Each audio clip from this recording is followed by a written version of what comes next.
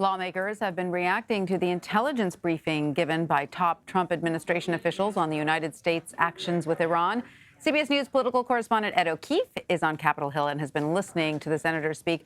Hi, Ed. So can you boil down for us how each side has been reacting to the briefing? Has there been any uniformity to their reactions? Well, we thought there'd been, Tanya, because Democrats were emerging from these briefings in the House and the Senate saying that they were displeased, that they didn't think they had gotten all the information they needed, that this was a less than ideal briefing by top national security officials, and Republicans, most of them coming out saying this was the best briefing we'd ever received.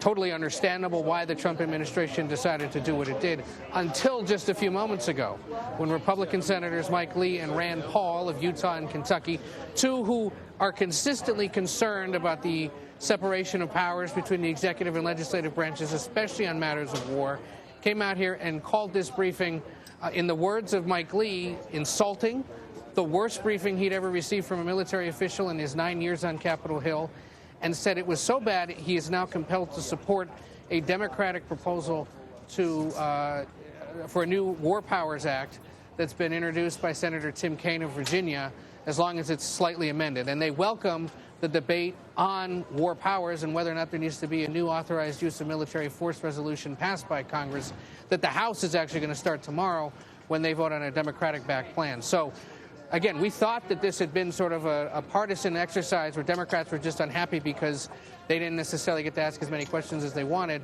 But just at the end, Republicans came out, two Republicans, and signaled that they're very concerned about the kind of briefing they received, that the officials in the room didn't provide specifics, spoke in generalities, and also were dismissive of the idea that members of Congress might have to debate war powers and exactly how an executive would proceed with such things, saying that any kind of open debate on this issue would potentially embolden the Iranian regime.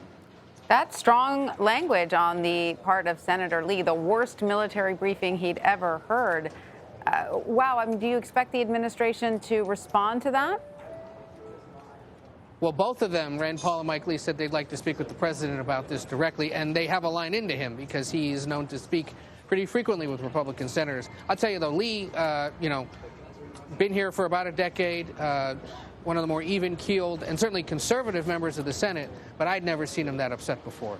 And it's a signal that he, much like many of the Democrats who emerged from the room, were very upset with the lack of information that was shared. What really grinds their gears, apparently, Tanya, is the fact that they've waited 6 days for a briefing and only got 75 minutes worth of time from the Secretaries of State and Defense and the CIA director. The argument being that given that there's 100 of them, and apparently 97 of them attended, that they weren't given more time to ask some detailed questions that they had about what exactly had happened, why it happened, and what the plan was going forward. All right, we'll see what the fallout from that is. All right, Ed O'Keefe in Washington, thank you so much.